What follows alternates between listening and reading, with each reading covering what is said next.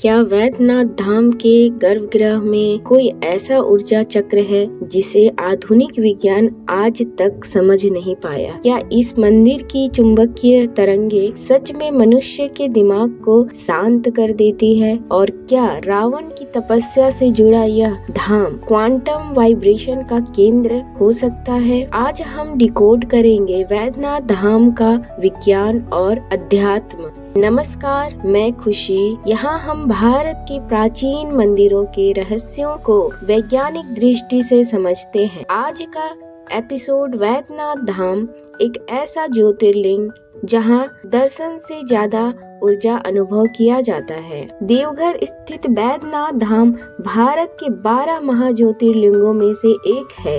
कथाओं के अनुसार लंका के राजा रावण ने भगवान शिव को प्रसन्न करने के लिए कठोर तपस्या की थी। कहते हैं रावण ने अपने 10 सिर शिव को अर्पित कर दिए थे। तब महादेव ने उन्हें एक ज्योतिर्लिंग देने का वचन दिया, लेकिन एक शर्त थी, ज्योतिर्लिंग जहाँ धरती को छू देगा वहीं स्थापित हो जाएगा। रावण इसे लंका ले जा रहा था, पर देवताओं की इच्छा कुछ और थी। भगवान विष्णु ने एक ब्राह्मण का रूप लेकर रावण का ध्यान भंग किया और ज्योतिर्लिंग देवघर की पवित्र भूमि पर स्थित हो गई। तब से यह ज्योतिर्लिंग वैद्यनाथ धाम से प्रसिद्ध है और माना जाता है कि यह कामना लिंग है। यहाँ मन की हर सच्ची इच्छा पूरी होती है।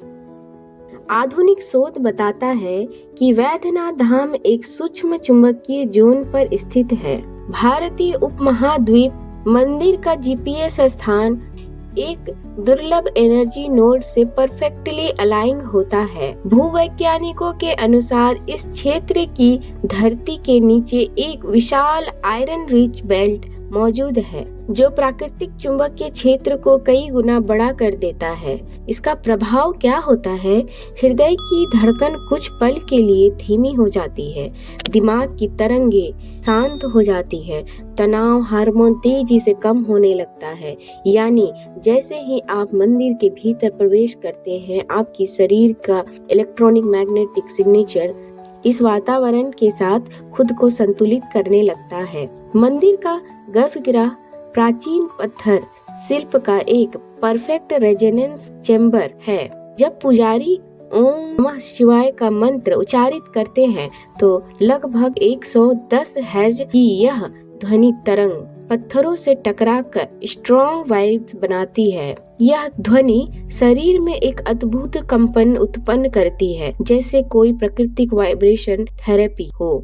बिना आधुनिक तकनीक के इतनी सटीक ध्वनि विज्ञान पर आधारित संरचना बनाना प्राचीन भारतीय इंजीनियरिंग की प्रतिभा का प्रमाण है। गर्भगृह की ऊंचाई, पत्थरों की सूक्ष्म बनावट और गोलाकार संरचना मिलकर एक एम्प्लीफाइड एक्योटिक फील्ड बनाती है, जो मन और मस्तिष्क को गहराई तक शांत कर देती है। लोग कहते हैं कि यहाँ आकर मन अपने आप शांत हो जाता है। विज्ञान बताता है कि इसका संबंध हमारे ब्रेन वाइब से है। मंदिर के वातावरण में मंत्रों की लयबद्ध ध्वनि, घी के दिए से निकलने वाला आपन, अगरबत्ती की सुगंध, भक्तों की धीमी गति, ये सभी तत्व मिलकर हमारे मस्तिष्क में अल्फा वाइब्स उत्पन्न करते हैं। अल्फा वाइब वही अवस्था है जिसमें मनुष्य गहरी शांति महसूस करता है, तनाव खत्म होता है और मानसिक स्पष्टता बढ़ती है।